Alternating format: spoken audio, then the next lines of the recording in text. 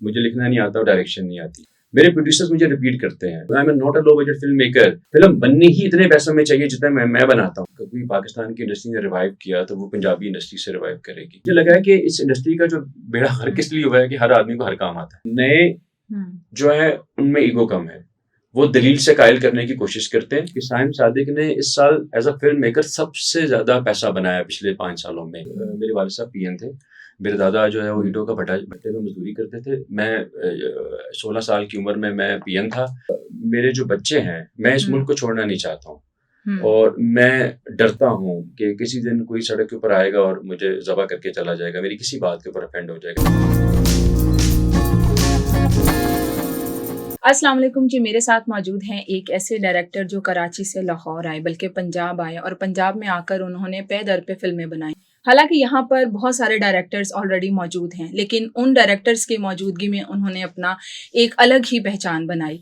तो जी मैं बात कर रही हूँ अबू अलेहा साहब की, और अबू अलेहा आज मेरे स्टूडियोज़ में मौजूद हैं। इनसे हम इन पर बहुत सारे इल्ज़ामात भी हैं और इनके काम के हवाले से भी बहुत सारी बातें की जाती हैं। आज वो सारी बातें हम इनसे पूछते हैं।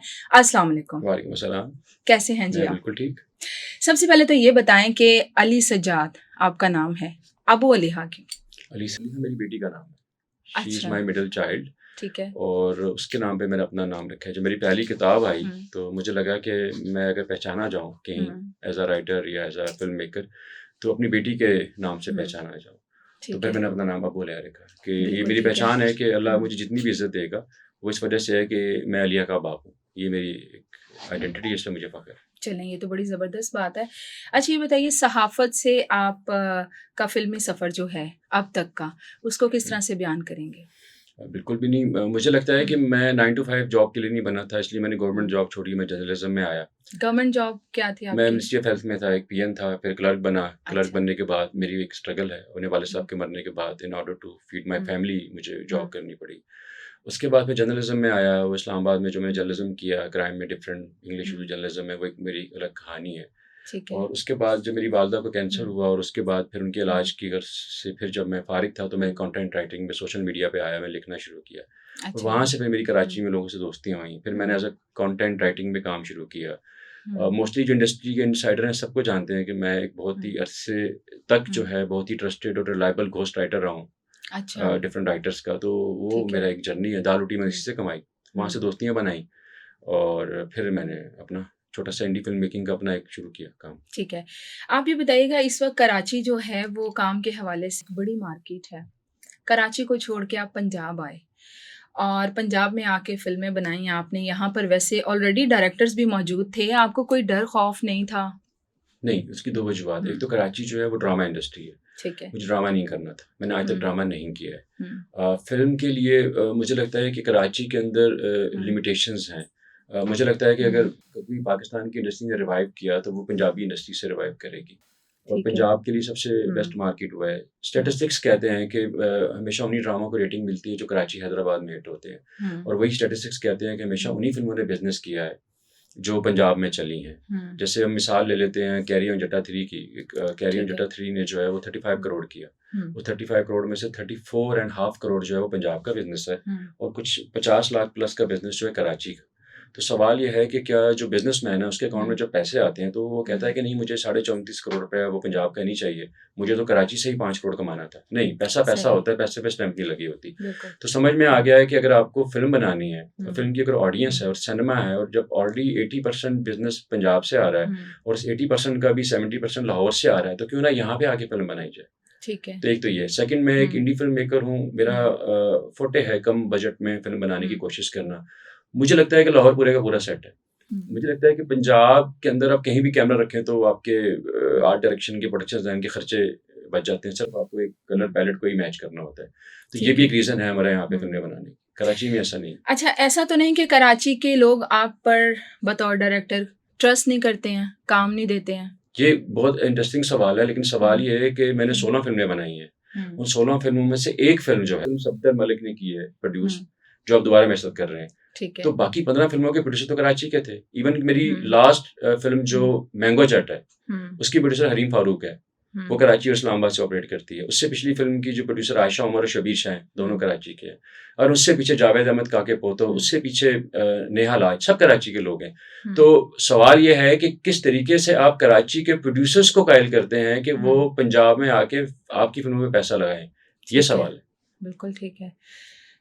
अच्छा अबू लेहा साहब, ये बताइएगा कि इतने कम टाइम में आप फिल्म बना लेते हैं, क्या मैजिक है आपके पास? इसके पीछे क्या? दो सवाल है, दो जवाब। एक तो एक मुझे बनानी नहीं आती, मुझे लिखना नहीं आता और डायरेक्शन नहीं आती।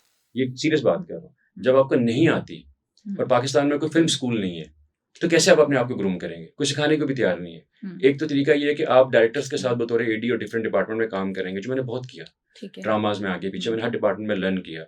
सेकंड, आप क्या करेंगे कि आप सेट पे जाएंगे, आप डिफरेंट जॉनर्स को ट्राई करेंगे, आप डिफरेंट लोगों के साथ काम करेंगे, डिफरेंट कैमरा, डिफरेंट। मैंने ऑस्मो पॉकेट 3 के ऊपर भी फिल्म बना, ऑस्मो पॉकेट 2 उस वक्त आया था, उस पर फिल्म बना के मैंने शनो गए लगाई हुई है, और वो लक्स स्टाइल में बेस्ट फिल्म के लिए आई हुई थी। और मैंने जो है पाकिस्तान में अलेक्सा एलएफ के ऊपर भी फिल्म बनाई है, मैं एक ही डायरेक्टर जिसमें हॉलीवुड पे इस पर 1917 बनी है। तो ये कैसे आएगा? तो फिल्म बनाने का जो अमल मेरा है, ऑफकोर्स मैं फिल्में बनाता हूँ, लेकिन ये मेरा फिल्म स्कूल भी है। मैं एक work in progress film maker हूँ, तो मैं हर फिल्म से कुछ ना कुछ सीखता हूँ। अच्छा ये बताइएगा कि आपकी फिल्मों ने कोई बहुत अच्छा बिजनेस नहीं किया, आपके पास क्या गिदड़ सिंह या फिर भी प्रोड्यूसर्स कायल कर लेते हैं, आप यहाँ हो जाते हैं, और आपको एक ऐसे वक्त में जब एक पूरे साल में किसी डायरेक्टर के पास 2 फिल्में भी नहीं आती हैं, आपके पास 3-3 फिल्में आ जाती हैं, कैसे? बहुत जबरदस्त सवाल है। मैं इसी सवाल के लिए मैं कराची से आया था। मैं बताता हूँ आपको। देखिए, एक सवाल बड़ा सिंपल है, आप एक चीज को समझिएगा बिजनेस पॉइंट ऑफ व्यू से। एक आदमी आया और उसने मुझसे पैसे देके, और मैंने एक कुछ भी उसको सब्ज बाग बेचे, चूरन बेचा, और मैंने उससे फिल्म बनवा ली।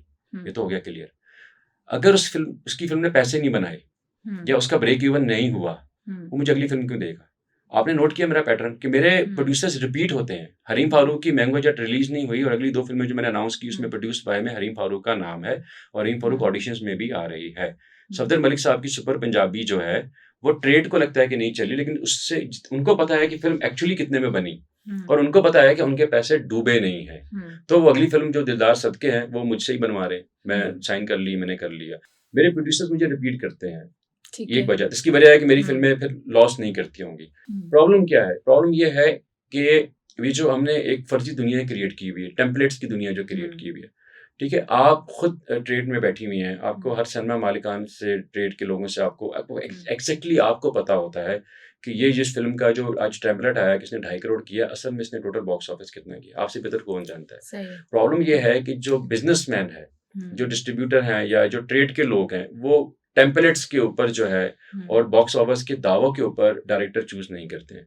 वो पिछले डायरेक्टर या प्रोड्यूसर से, मुझे अगर किसी ने फिल्म देनी है तो वो अमरीन फातिमा से नहीं पूछेगा कि अबू लिया कैसा डायरेक्टर है, ठीक है। मुझे वो मेरे पिछले प्रोड्यूसर से पूछेगा कि क्या इसने जितने फिल्म दिनों का कहा था उतने दिनों में फिल्म बनाई, जितने बजट आपको उसने दिया था उससे ऊपर तो नहीं गया, बदतमीजी तो नहीं की, शिकायत तो नहीं है, प्रोस क्या है, कॉन्स क्या है, और क्या आपके पैसे रिकवर हुए, नहीं हुए तो नुकसान हुआ या नहीं हुआ। ये एक ट्रेड का गेम है, ठीक है।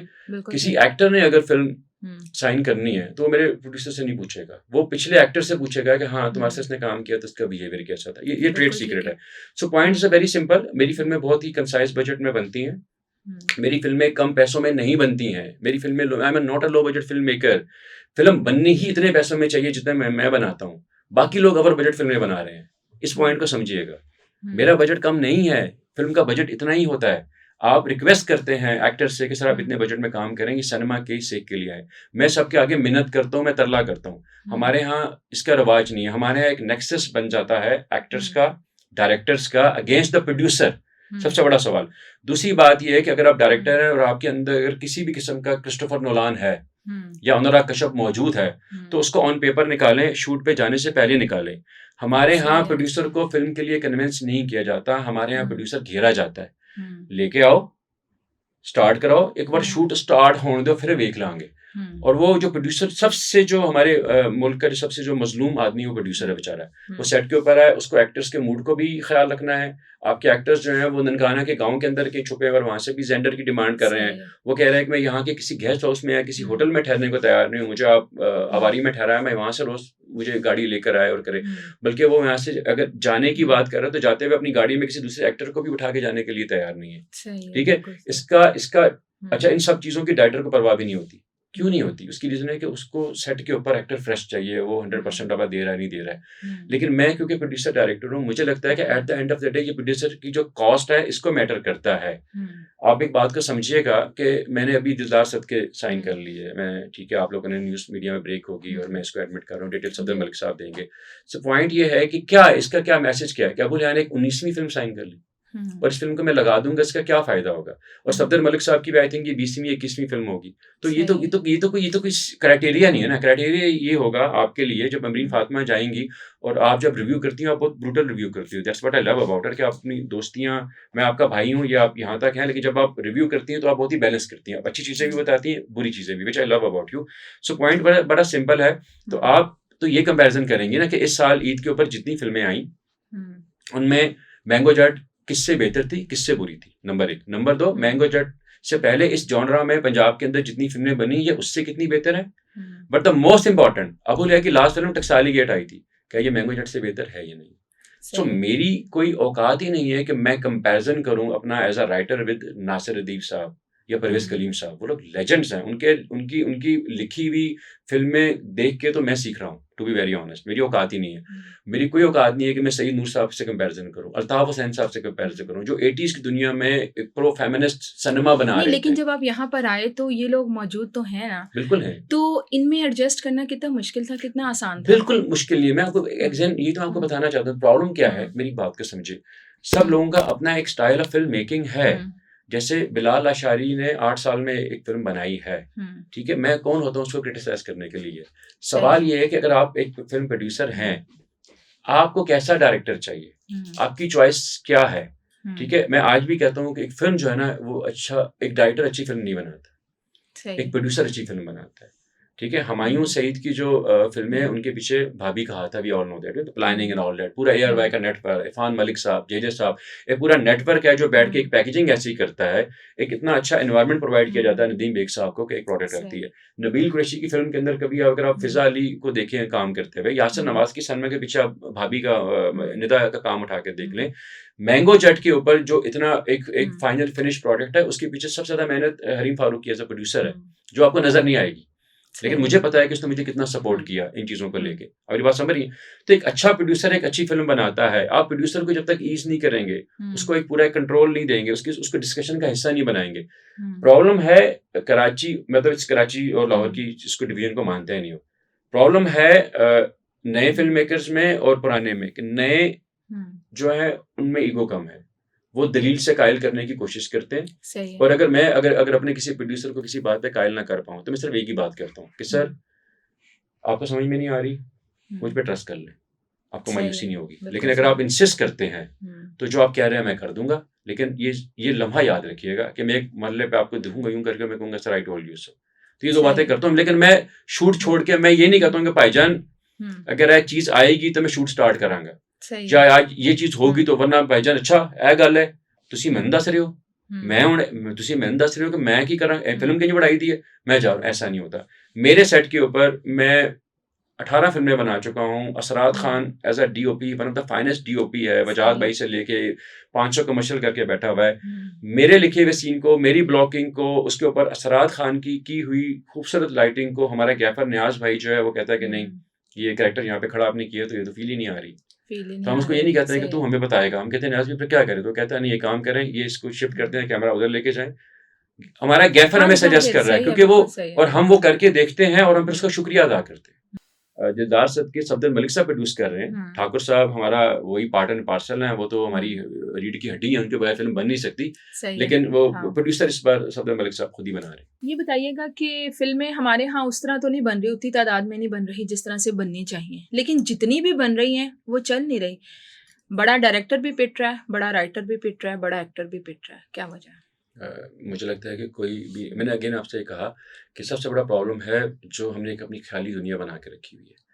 मैंने अगेन आपसे कह रहा हूँ कि मैं लो बजट फ़िल्म मेकर नहीं हूँ। फ़िल्म का हुँ, बजट यही होना चाहिए जितने में मैं बनाता हूँ। आप एक फ़िल्म बननी ही अगर फ़र्ज़ कर लेते हैं 3 करोड़ में चाहिए हुँ, और आप 6 करोड़ में बना रहे हैं हुँ, और आपकी मार्केट की जो वर्थ ही नहीं है 6 करोड़ की हुँ, एक्चुअल फ़िगर वापस करने की, हुँ, तो सबसे बड़ा तो ये प्रॉब्लम हो रहा है ना आपको, सही है। ठीक है? हर हुँ, फ़िल्म का स्केल मोला जट जैसा नहीं हो सकता। We need to understand. हुँ, दूसरा सबसे बड़ा प्रॉब्लम है हमारे आपस में इत्तेफ़ाक नहीं है। मतलब हुँ, कितना मुश्किल है, बॉलीवुड के अंदर सब लोग बैठते हैं और हुँ, रिलीज़ डेटें फाइनल हो जाती हैं। सही है। हम अक्सर सुनते हैं कि शाहरुख खान ने फलाँ को फ़ोन किया, करण जौहर ने उसको किया और अगली फ़िल्म की रिलीज़ डेट आगे करवा दी, पीछे करवा दी। हुँ, यहाँ पे सबको एक ही दिन आना है। हुँ, छोटी ईद और बड़ी ईद पे आना है। इसके अलावा आपको आने को तैयार नहीं है। हुँ, अच्छा, छोटी ईद और बड़ी ईद के ऊपर जब आते हैं तो डायनामिक्स को नहीं समझते हैं। मौला हुँ, जाट छोटी ईद पे आती या ना आती, उसका बिज़नेस वही रहना था। सही वन है। Thing you need to understand कि नॉन ईद के ऊपर हुँ, आप बैठ के अपने दोस्तों के साथ प्लान हुँ, करते हैं फ़िल्म। हुँ, गर्लफ्रेंड के साथ करते हैं, अकेले हुँ, भी चले जाते हैं, निकलते हैं फ़िल्म देखने के लिए। ईद और बड़ी ईद फेस्टिवल्स हैं, आपके घर हुँ, में बेगम डिसाइड करती है, बच्चे डिसाइड करते हैं कि हुँ, हमने कौन-सी फ़िल्म देखनी है। सही तो है। मैं उस वक़्त भी जब मेरी दादल फ़िल्म लग रही थी, नेहा लाज लगा रही थी ईद उल फ़ितर पे, तो मैं रो रहा था कि इसको नॉन ईद के ऊपर लेकर आए हैं। ये एक लियारी की एक हुँ, बॉक्सर लड़की की कहानी है, ये नॉन ईद के ऊपर आएगी, ये 6 महीने नहीं उतरेगी। ये सही 2-2 है। इसके शो हुँ, मिलते रहेंगे क्योंकि ये एक हार्डकोर लोग इसको देखते रहेंगे, वर्ड ऑफ माउथ बिल्ड हो जाए। ईद की फ़िल्मों में ये हुँ, ज़ाया हो जाएगी कॉमेडी फ़िल्मों में। मैं उस वक़्त भी रिक्वेस्ट कर रहा था सफदर मलिक साहब के आगे कि सुपर हुँ, पंजाबी नॉन ईद की फ़िल्म नहीं है। इट्स अ कॉमेडी फ़िल्म, ये छोटी हुँ, ईद के ऊपर आए। और फिर वो बात साबित हुई जब दादल हुँ, उस तरीके से नहीं चली, चलनी चाहिए थी और सुपर हुँ, पंजाबी की जब अगले साल बड़ी ईद के ऊपर, छोटी ईद के ऊपर कैरी ऑन जट्टा 3 आई, तो हुँ, उसने 35 करोड़ किया। तो बिल्कुल सही। साबित हुई कि कॉमेडी ईद का सिनेमा कॉमेडी सिनेमा का है। हुँ, और मेरा सिर्फ एक सवाल होता है, वो सवाल ये है, मैंने टकसाली गेट क्यों चली? टकसाली गेट हुँ, इसलिए नहीं चली कि वो हार्ड हिटिंग थी। अगर हार्ड हिटिंग थी तो मेरी इससे पिछली की हुँ, फ़िल्में इतनी क्यों नहीं चली? या बाकी जो लोगों ने मुझसे बेहतर फ़िल्में बनाई, हुँ, जैसे इस साल सबसे जो बेस्ट फ़िल्म आई है जिसका मैं आशिक हूँ उस फ़िल्म का, जॉन। हुँ, बाबर अली एक नया डायरेक्टर उसने बनाई है। हुँ, वजाद बेग का बेटा हाँ उसमें जी, था। बिल्कुल। क्या फ़िल्म है वो! नहीं हुँ, चली। हुँ, उसने नहीं चली, इतनी चलनी चाहिए थी। ठीक है? बकरी कितना बड़ा प्रोडक्शन डिज़ाइन, कितना हुँ, बड़ा बजट, नहीं चली। मतलब अमेरिकन डायरेक्टर, डीओपी हुँ, ऑस्ट्रेलिया से आई, सब कुछ हुआ, क्यों नहीं चली? प्रॉब्लम ये है कि आपकी जो कहानी है उसकी रेलेवेंसी नहीं है। टकसाली गेट के अंदर जो एक हुँ, कांस्टेंट ब्लैक, एक डार्क, एक ह्यूमर चल रहा था। हुँ, कौन-सी ऐसी बात है, कौन-सी ऐसी, अगर मुझे लगता है कि आप रेप के टॉपिक को भी अगर एक थोड़े हुँ, से कांस्टेंट ह्यूमर के साथ टच कर सकते हैं, तो हुँ, बाकी कौन-सी ऐसी बात है जो आप नहीं कर सकते? सही है। कहीं न कहीं लोग लोग हँसना चाहते हैं, लोग इंटेंस हैं। हमारी सोसाइटी में हुँ, पहले ही लोग किसी के गले काट रहे हैं, किसी का प्रेशर कर रहे हैं और ऑडियंस हमारी जो है बहुत इंटेलिजेंट है। उसको हुँ, अगर कुछ अच्छा देखना है तो वो नेटफ्लिक्स पे जाती है, वो वहाँ पे अभी 2 दिन पहले वहाँ पे हुँ, सेक्टर 36 के नाम से वो कुछ फ़िल्म हुँ, आ गई है सीरियल किलर के ऊपर। हुँ, डामर वहाँ मौजूद है। वहाँ पे आपको स्ट्रेंज थिंग हुँ, जैसा बड़ा प्रोडक्शन डिज़ाइन मिलता है, आपको हुँ, मिर्ज़ापुर जैसा हार्ड हिटर मिलता है। हुँ, क्या नहीं मिलता है? आपको ह्यूमर नहीं मिलता है, आपको रोमांस, आपको अपने अपनी धरती से जुड़ी हुई कहानी नहीं मिलती है। हुँ, लाहौर के अंदर कैसी-कैसी कहानियाँ आप बता सकते हैं, हर गली में एक हुँ, लव स्टोरी बैठी हुई है और आपको क्यों लगता है कि सिर्फ़ एक हीर रांझा और सस्सी पुन्नू और सोनी हुँ, माहीवाल और ये 4 ही कहानियाँ और मिर्ज़ा साहिबा 4 ही कहानियाँ हैं। हुँ, पंजाब के हर हर गाँव की एक-एक लव स्टोरी है। आप उसको बिल्कुल बता, सही एक है। रेलेवेंसी क्या है? हुँ, मैंगो जट की आपने क्या ख़ास बात क्या है? मैंगो जट की ख़ास बात क्या है? रेलेवेंस है। हाँ, अगर आप अगर बचपन में कभी 6 साल की उम्र में भी अपने गाँव में गई थी और पंजाब के किसी हुँ, भी गाँव में हैं, तो आपको मैंगो जट में वो नुआंसेस, वो मैनरिज़्म, वो अटेंशन टू द डिटेल मिलेगी। वो लाउड नहीं सही है। मिलेगा आपको। आप हुँ, हरीम फारूक से लेके फैसल कुरैशी से लेके और जो कराची के कुछ और एक्टर्स ने, इवन शमून अब्बासी हुँ, जिसकी पहली पंजाबी फ़िल्म है, आप उसका पंजाबी एक्सेंट देखेंगे तो आप अशश कर उठेंगी। ऑफ़ कोर्स इसमें बिल्कुल मेरा कोई सही है। कमाल नहीं है। इन लोगों ने बहुत मेहनत की इस फ़िल्म के ऊपर। It's a collective team work. अच्छा ये बताइएगा कि आप लिखते भी हैं, डायरेक्टर भी हैं, तो डायरेक्शन की दुनिया में और ये राइटर, किन से आप इंस्पायर हैं बहुत ज़्यादा? इंटरनेशनली या लोकली? आप लोकली बात करें, इंटरनेशनल बता लोकली सकते हैं? मैं डायलॉग राइटिंग में मैं नासिर साहब का बहुत बड़ा आशिक हूँ। अच्छा। वो बहुत बड़े जुमले लिखते हैं। हुँ, मैं स्क्रीन प्ले राइटिंग में सैयद नूर हुँ, साहब ने जो फ़िल्में लिखी हैं, जो हुँ, उन्होंने डायरेक्ट नहीं की हैं, कमाल के स्क्रीन प्ले थे। वो हुँ, उनको उनको कैरेक्टर डेवलप करना और वो हुँ, टेक्निकली बहुत मज़े की चीज़ें बनाते थे। ठीक है। मैं इन दोनों का बहुत हुँ, बड़ा फ़ैन हूँ। और फ़ायज़ा इफ्तिख़ार का मैं बहुत फ़ैन हूँ। उसको उसको किरदार वुमेन एक्सेंट्रिक फ़िल्मों में फ़ायज़ा इफ्तिख़ार बहुत अच्छा लिखती हैं, मैं उनका बड़ा फ़ैन हूँ, ये लोकली है। इंटरनेशनली डेफ़िनिटली मैं इंस्पायर हूँ, मेरा काम मैं डार्क थीम है मेरी, तो मैं ज़ाहिर है क्वेंटिन टैरेंटिनो को भी फ़ॉलो करता हूँ, मैं अनुराग कश्यप को भी करता हूँ। But as a film maker जो है, मैं स्टेनली क्यूब्रिक से बहुत ज़्यादा इंस्पायर हूँ। मैं अकीरा कुरोसावा का बहुत बड़ा फ़ैन हूँ। मैंने उनका एक-एक सिनेमा, एक-एक फ़िल्म जो है मैंने कुछ शायद 100-100 बार देखी है। सही है। लेकिन जो मेरा अपना जो एक स्कूल ऑफ थॉट है एज़ अ फ़िल्म मेकर, वो मैं समझ लें कि मैं फ़ोटोकॉपी कह लें या मैं बहुत ज़्यादा इंस्पायर हूँ सत्याजीत रे के साथ। ठीक और है। हमारे यहाँ एक फ़ैशन है कि आपसे आप किसी भी फ़िल्म मेकर से पूछती हैं ना कि आपका फ़ेवरेट फ़िल्म मेकर कौन है? तो वो आपको हॉलीवुड से, फ्रेंच के और इटालियन और हर बड़े बर्गमैन से लेके सही। सबका नाम लेगा। जो आपका अपना आपके पड़ोस में इतना बड़ा जीनियस था, बंगाली, सत्याजीत, उसका नाम नहीं। तो मैं सत्याजीत रे का बहुत बड़ा फ़ैन हूँ। बिल्कुल ठीक है। खलीलुर रहमान कमर कैसे राइटर आपको लगते हैं और उनका लिखने का जो अंदाज़ है, क्या कहेंगे इस हवाले से? खलील साहब अच्छा खलील साहब एक चीज़ मैं इसमें करूँगा, खलील साहब जो है ना, एक तो ड्रामा उन्होंने बहुत ज़्यादा लिखे हैं। मैं उनके लव लाइफ एंड लाहौर का फ़ैन हूँ, मैं प्यारे अफ़ज़ल का फ़ैन हूँ और मैं उनके कुछ ड्रामों का फ़ैन नहीं भी हूँ।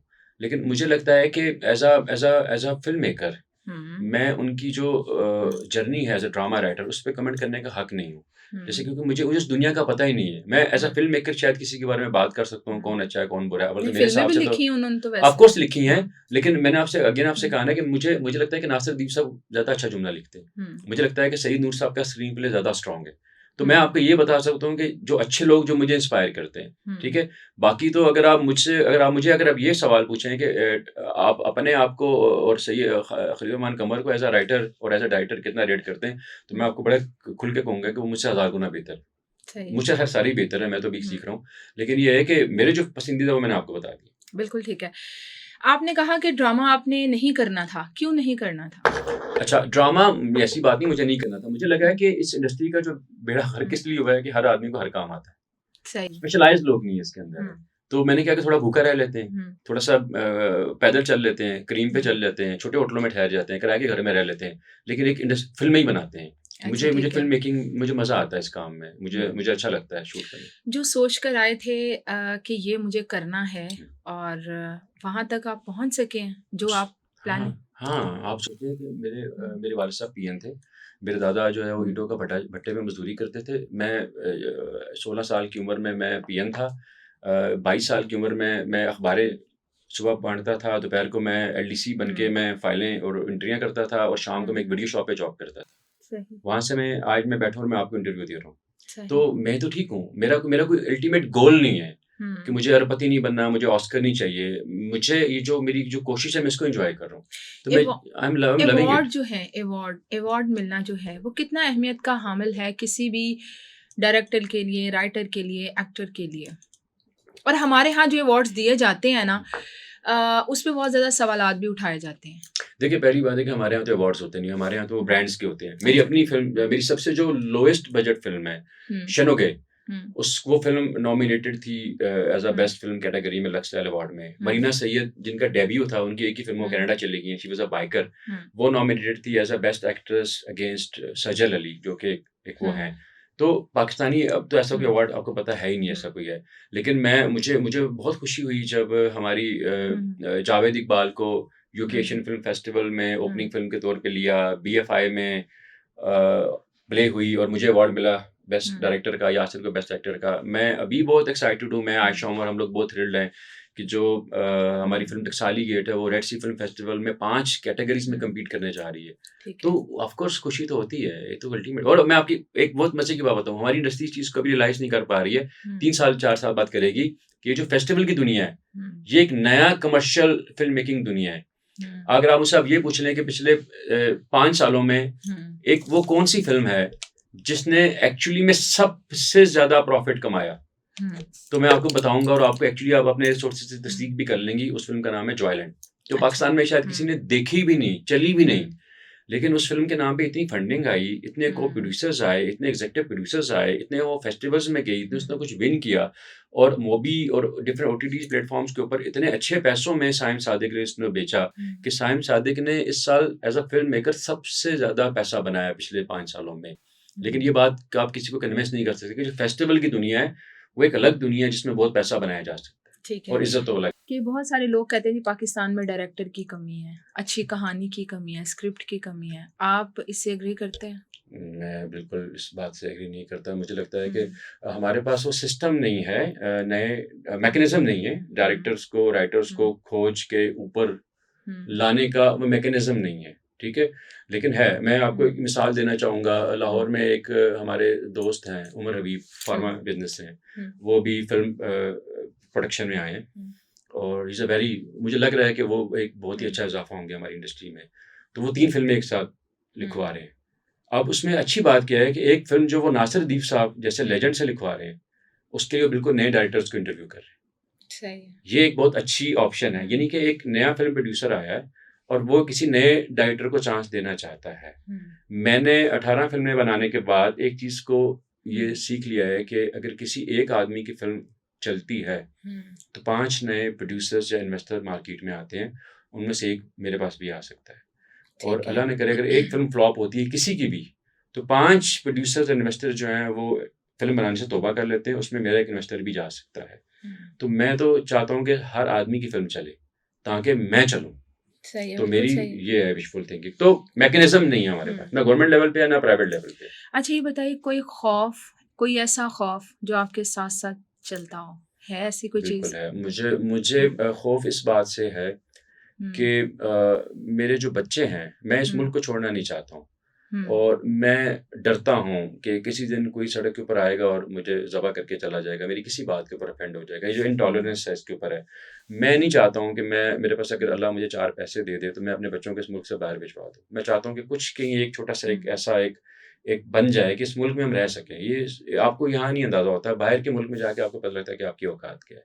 हुँ, तो जो बाहर है उनकी सर आँखों पे है। मैं इस मुल्क को नहीं छोड़ना चाहता और मैं चाहता हूँ कि कुछ ऐसा कुछ बेहतर हो जाए। मुझे डर है कि हुँ, कुछ गलत हो जाएगा मेरे साथ, मेरे बच्चों के साथ। और हम देखते नहीं, आज हुँ, एक घर से एक आदमी सौदा लेने निकला, बच्ची गई स्कूल और क्या हुआ उसके साथ। मुझे सिर्फ़ ये डर है और मैं ये मुल्क हुँ। छोड़ना नहीं चाहता। आपके जो आगे के प्रोजेक्ट्स हैं वो क्या हैं?